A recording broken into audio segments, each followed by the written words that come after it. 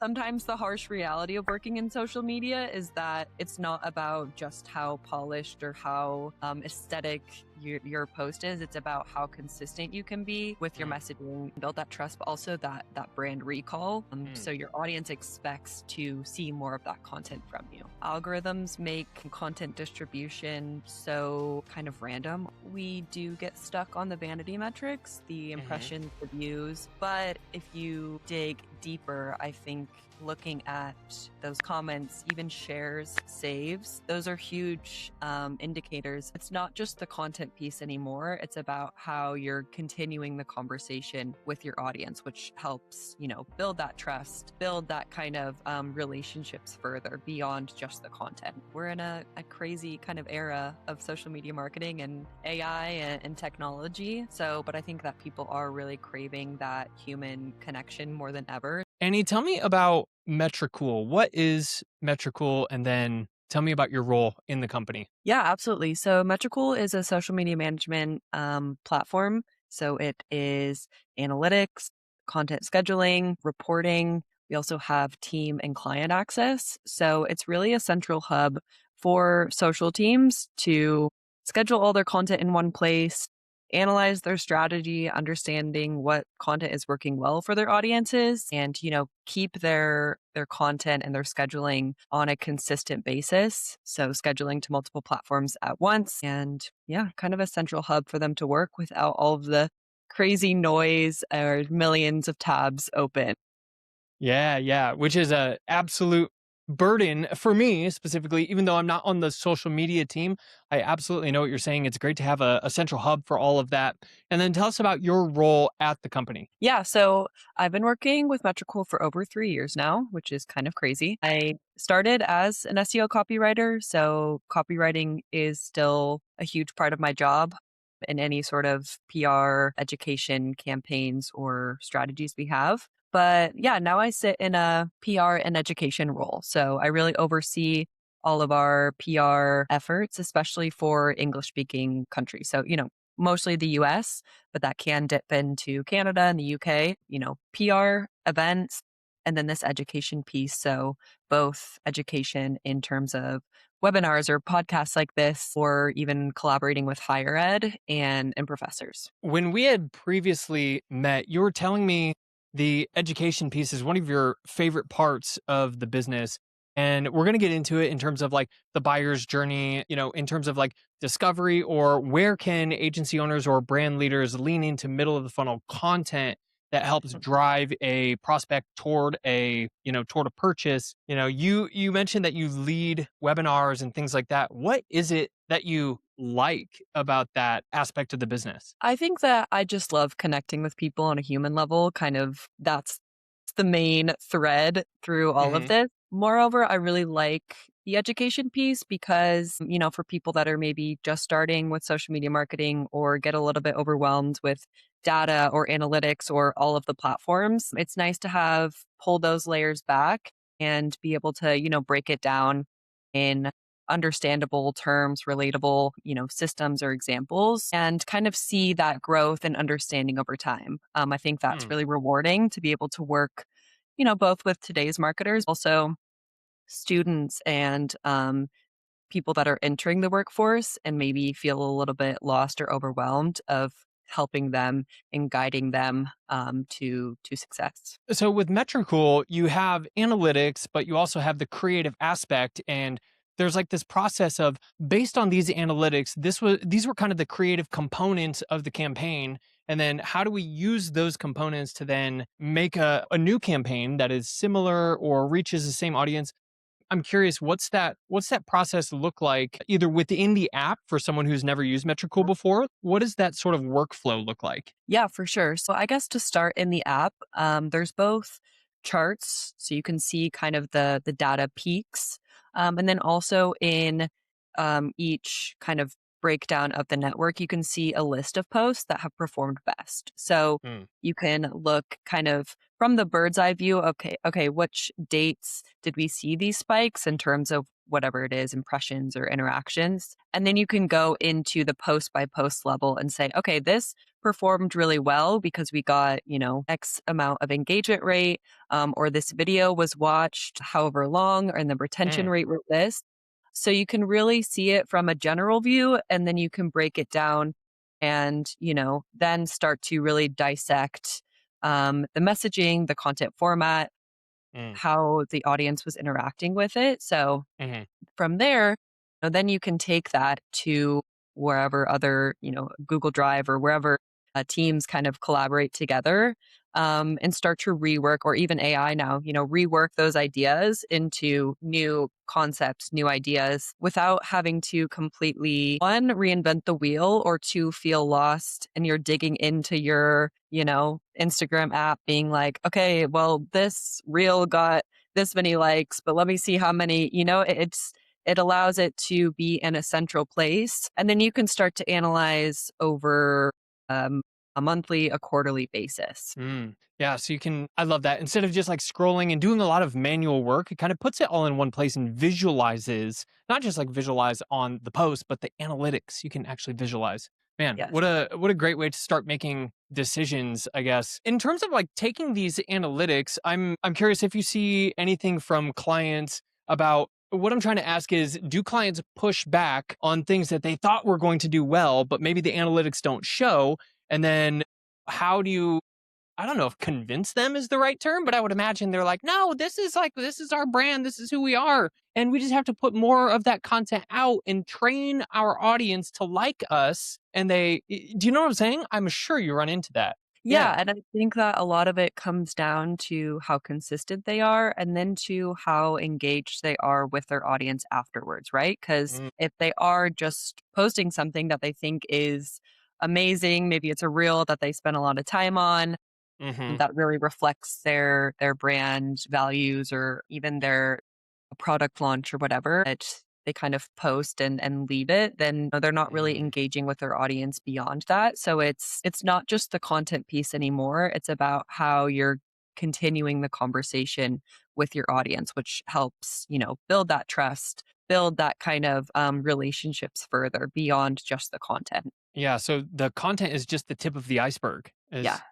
And is I what it think sounds like. too, algorithms make content distribution so kind of random, honestly. Like, Hmm. it's kind of a joke among social media managers of like, post that I spend hours editing on, it gets 5 likes. Like, that's sometimes the harsh reality of working in social media, is that it's not about just how polished or how aesthetic your post is. It's about how consistent you can be with your Mm, messaging to, again, build that trust, but also that brand recall. So mm. your audience expects to see more of that content from you. Oh man, that is, I love that you're saying that because like you said, this is the reality, but I can just imagine a former version of myself and also probably some listeners in the audience saying like that rubs me the wrong way. I'm in business because I like doing different things every day, and even though I want my messaging to be consistent, I don't want to do the same post every day. I don't want to do the same thing, There's like this Yeah. ADHD sense, but what you're saying is the more consistent you can be with your messaging, the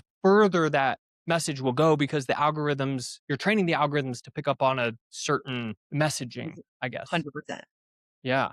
Any sort of like counterintuitive analytics that you've seen in terms of like you mentioned, a very well produced video might not do as well as say a selfie video that's funny or something. You know what I mean? Yeah, for sure.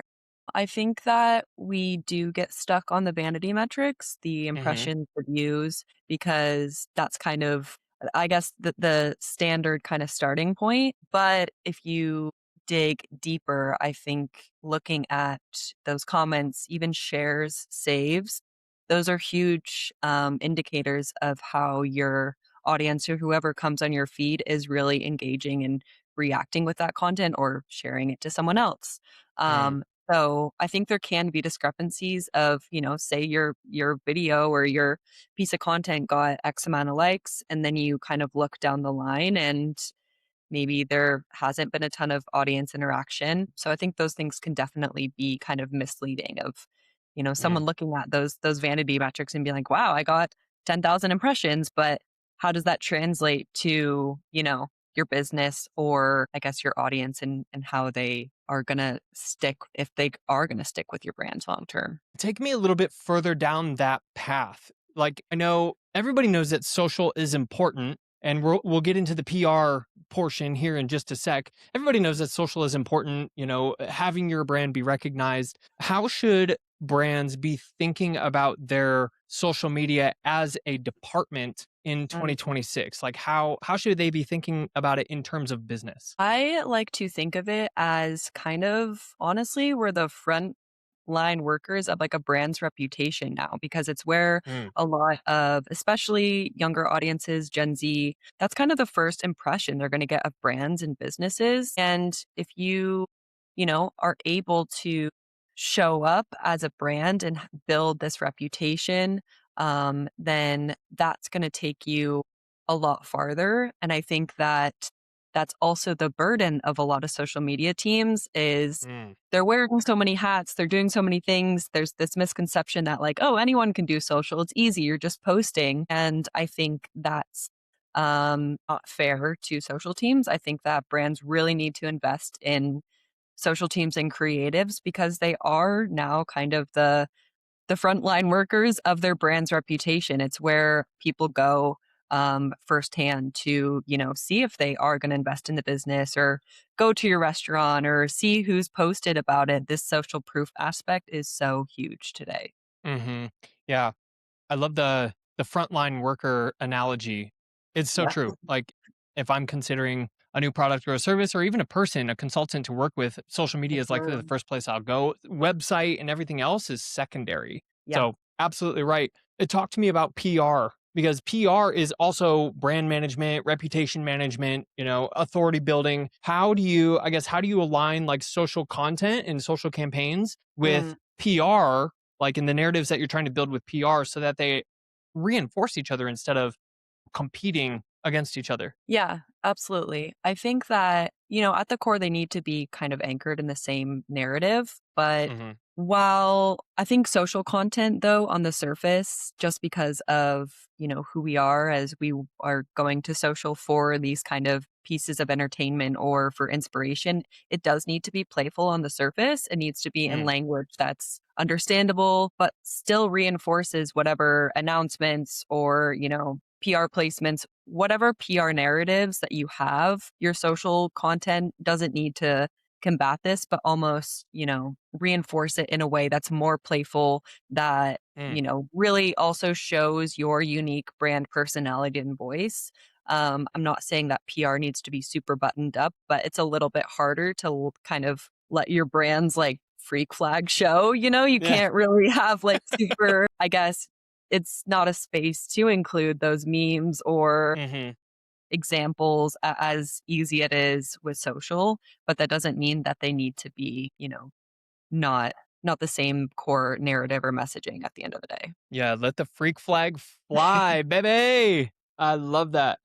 I love that. But what you're saying, and I may just be picking up on this, it may just be me, but you're saying you use the term playful, which Yeah. I can appreciate when you're talking about social media content. And how I receive that is not necessarily playful as in like foo foo or, memes or whatever, but I see Yeah. playful as in the ability to express a side that's more experimental, Yes. maybe. Yeah, what do you mean when you say playful? Yeah. For sure, the experimental aspect. I think Hmm, that, like I said earlier, of some posts hit, some posts flop. This is the day to day of what's working in social, and you have to experiment to see mm, what lands and what sticks. So maybe sometimes it's going to be a little bit more out there, but I think today that's also what's going to make brands, kind of more recognizable or memorable. mm. So yeah, that's kind of what I mean about playful. Yeah. Yeah, okay. More memorable, I think, is what comes through to me. So, Yeah. in your role, like you said, you're doing webinars, you're doing presentations, you're educating clients on Metricool, which has its own brand, and then you're educating the end user or the audience on how they can use Metricool to educate their clients Yeah, a absolutely. little bit, right? How do I guess how do you do that? That is a great question.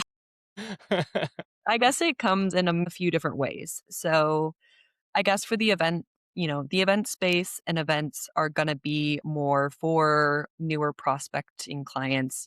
Obviously we're going to see our clients there and it's more of a, hey, it's really cool to see you. It's lovely to interact with clients one on one, but for events it's going to be more kind of the basic level offerings of Metricool of how this can benefit them. And then as we get deeper maybe for the education piece, so if I'm connecting with students, how it can benefit them, but how it can benefit overall their agency or whatever role they are, um, Mm, educate them on what the tech is in general. So mhm, why do we have these analytics and what do the analytics mean? How can the scheduling aspect really help you create and, enforce and get your content strategy out? So the education piece, I think, for students and for professors is more of that like content strategy, social media marketing in general, versus if we're connecting with clients or potential clients, it's like, okay, how does the software, how can this benefit you? How can it help you save time? mm. More of those pain points of time and, versus the students that are trying to understand what this tech is in general, if I answered that clearly. Yeah, yeah. Yeah, that makes sense. One of your upcoming webinars, if I'm not mistaken, is on the psychology of marketing, right? Yes. Yeah. Yeah. What sort of like, I guess, psychological cues are most people unaware of? Like how are you yeah, what sort of psychological cues in the buying journey are most people unaware of? Well, I think that I'm just going to state the ones that people are aware of. I think that when we interact Yeah. with content, if it's an emotional level, a lot of us are driven by these emotional aspects of, so if we feel deeply connected on emotional level, we have that instant, like, even like on a chemical level, like our brain's going to be like, this made you feel sad or happy. You're instantly going to have that connection towards it.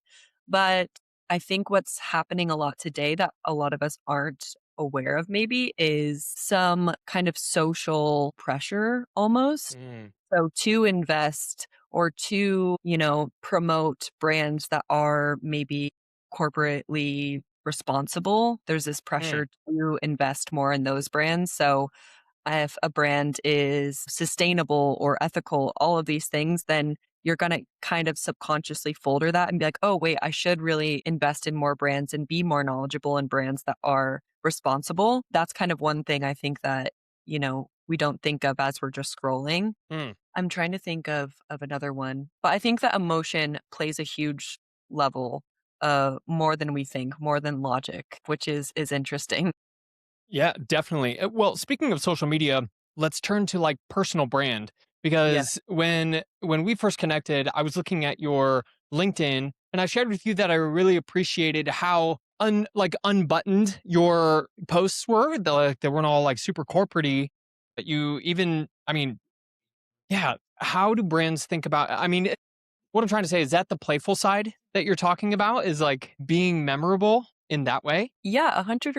And I think just being human, like, I think that we now go on social media and we're like, is this even real? What I looking at is real or is this AI generated? So Yeah. if you can show up in a way that's more human than ever, which is playful or quirky or weird or whatever kind of, things reflect your personality and who you truly are. Maybe it's not going to resonate with everyone, but maybe it is going to connect with that one person. I think that's more memorable than trying to have a super polished post or be like, Mm, look at me. I was, and I think that those sort of wins have their moments, but they need to be coupled with the human side, the realities, because, our day to day isn't always these big, massive wins. Like there needs to be those yeah. realities and yeah, those sort of reflections as well. Yeah, yeah. I mean, this comparison trap, like you're talking about emotions, but the main emotion that I can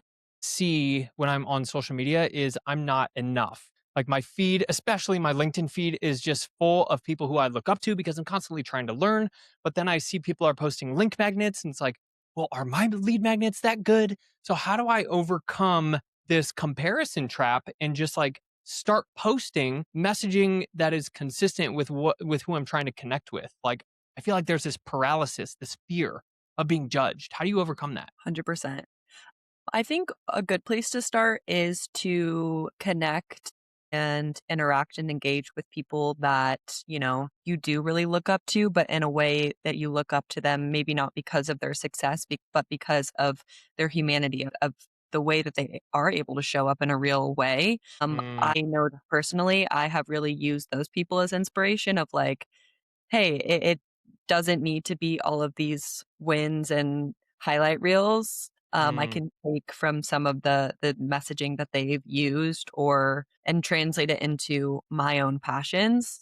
mhm, And then that second piece too, I think I was for a while trying to force my content because I was comparing to people on my feed that were really highly engaged pieces of content, but it mm, felt forced when I would try to recreate it. And once I started to erase that, I was like, okay, what am I, one, passionate about creating? And two, what am I really passionate about speaking on? And what am I proud about speaking on, whether that's in my background and my history or expertise? mhm, I think we talked about almost taking it more internally in mm. yourself rather than trying to, compare yourself externally for that like external validation. Yeah.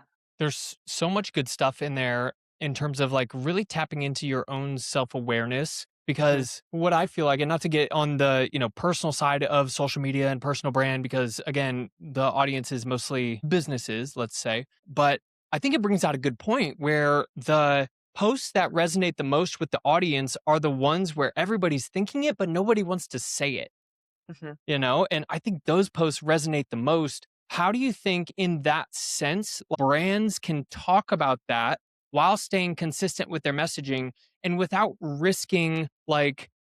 um, without risking their PR being denied or declined? Like, you reach out to a publisher and the publisher says, "No, we're not going to mention you in our article because you posted something, on your social media that was a little bit too kooky or a little Yeah. bit too emotional."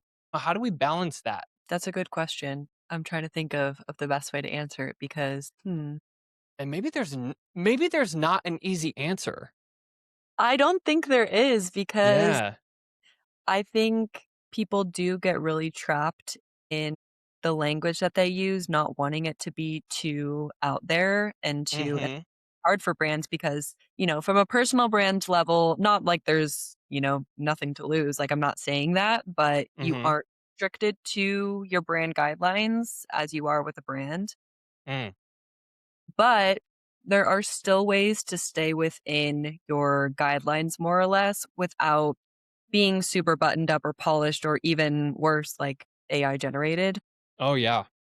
I think you do have to keep your core whatever values and Mhm. mission and but adapt it in ways that again is understandable and relatable to today's audience, but also speaks directly to your audience, right? Like Mhm. I think I don't really love the word niche down, but I do Mm. think that when you are speaking, you have to speak directly to your audience and you kind of have to think of who am I speaking to and almost like personify that of like, Mhm. okay, I'm speaking to my sister or I'm speaking to this kind of realized person because I Mm. think that's what makes it more human rather than trying to speak to the masses and appeal to everyone because then you're not really speaking to anyone, you know? Yeah. Yeah. Overgeneralized content like, it's pretty much invisible these Mhm. days. Because, like, to your point earlier in the conversation, if you're speaking very generally, the algorithm doesn't see a consistent pattern. And the deeper that you can go, the more niche down you can go. I know you said,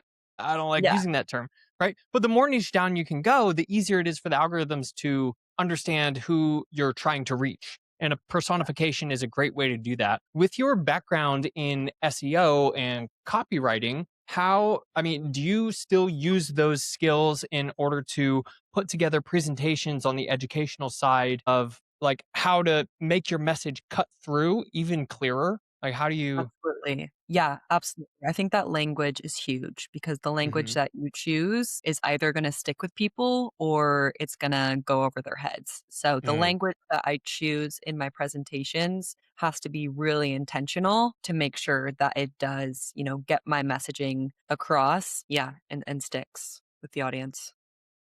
Tell me about, tell me about the acquisition methods of Metricool. Like, where do most of your new clients come from? We'll start there. Okay, yeah.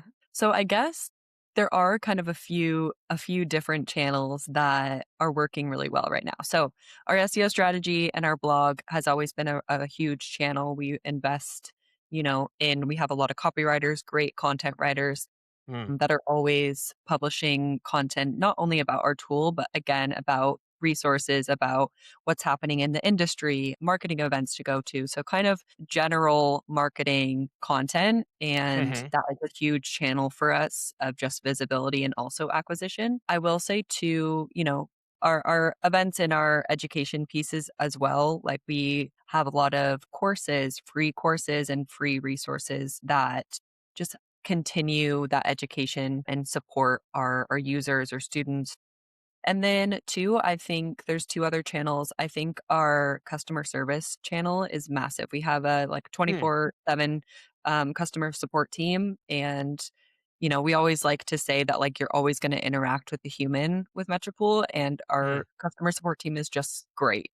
We want to be able to provide that sort of customer service of anytime, any level, and it's kind of user by user basis, like always willing and open to help people. And then two, I think our growth department in terms of working with creators and strategic partnerships has been an awesome channel for us too, because it's Mm. expanding that awareness, but building those deeper relationships with, with creators, but also with brands like Pinterest and LinkedIn and Adobe, these partners that are really, reputable, but two, Mhm. that we use. I mean, we are a client of Pinterest if you think about it, because we have their capabilities to pull in their analytics and content scheduling to their platform. So the relationships for us are also huge. On partnerships, 'cause I honestly think partnerships are one of the most underutilized ways of growing your business, especially in 2026 where, like, again, the barrier to entry to all these different forms of marketing, social media in particular, like you said at the top of the conversation, brands might say, "Well, everybody can use this and the tools are so easy, why would I pay a social media manager, like an outsourced agency to do this when I can just do it myself?" So the barrier to entry is dropping, but relationships are becoming more and more important. So when Mhm. you, and I don't know how much of a hand you have in like curating or nurturing partnerships, but how, like, what's your perspective on what to look for in a good partner? That's a great question. Yeah, so I used to be kind of a little bit hands in on our influencer partnerships and strategic partnerships, and I still am. I work Hmm. really closely with our kind of growth specialist and the growth team in general. But I think one thing that is always going to signal a successful partnership is if the creator or whoever it is actually uses the tool and it actually Mm, benefits them, mm, because also consumers and us people scrolling, like, we are fed with ads and creator partnerships all the time. And I think we now understand when a partnership is authentic and when you can tell they're creators just trying to, get their back. Which, yeah. don't get me wrong, like, fully support creators, and we should support them in kind of whatever partnerships they choose. But in terms of one that's long term and Uh-huh. successful, it has to be a good fit in terms of if they actually use the product and enjoy it and like it. Yeah. Yeah. I love that. I mean, it seems like it's such an easy barrier to cross, like an easy box to check. But I'm sure based on your response, like, you've seen how many people haven't checked that box, and it's just like, well, this is a clear money grab for you as a partner. Yeah, Yeah, yeah. for sure. Going into 2026, as we wrap up the conversation here, what's a message that you want social teams to like really latch onto that you think Mm. will create the biggest impact for their team? I think that, I mean, I keep saying trust, but I seriously think that trust is kind of going to be the word of this year. I think that authentic was the word of 2025, and Yeah. that got so overused. But I think building trust this year is going to be massive. And Mm, I think with that comes with really listening to your audience in ways that maybe brands haven't before, and doubling down on what your audience really cares about and listening to them, understanding and hearing their feedback, showing up as human, trying to show up as perfect, but showing, maybe if mm, you admitting to mistakes or admitting to any shortcomings and being like, hey, I think showing up and really saying more than ever, "We are human, we aren't perfect," mm. is, gonna stick a lot more than trying to create polished AI content just for the content volume. I Yeah. think teams need to be really intentional. Like we talked about the consistency, and that's always going to be important. But Mhm, you need to still be extremely intentional with your messaging rather than just trying to produce a massive volume to be consistent and check off that consistency box. It needs mm. to be really intentional moving forward. Yeah, man, that is something that I needed to hear, and it's one of those things where like you hear something that you know you needed to hear. It's uncomfortable. Like, man, I was hoping that I could just use AI to just help me crank out some content because like that's what the algorithms need. And I look at all these stats where like how many users of TikTok there are versus how many creators, and like it's a massive opportunity. But yeah, getting the messaging right and staying right in the pocket, like right down the center, and not being afraid to make mistakes. Actually, that makes you more human. That's like one of the main signifiers that it's a human is like an error, right? Yeah, Yeah, absolutely. yeah. Anything else you want to add on that point? I didn't mean to cut you off. No, no, no. I think that's it. Yeah, we're in a crazy kind of era of social media marketing and AI and technology. So, but I think that people are really craving that human connection more than ever. So we really need to foster that and support that. 100%.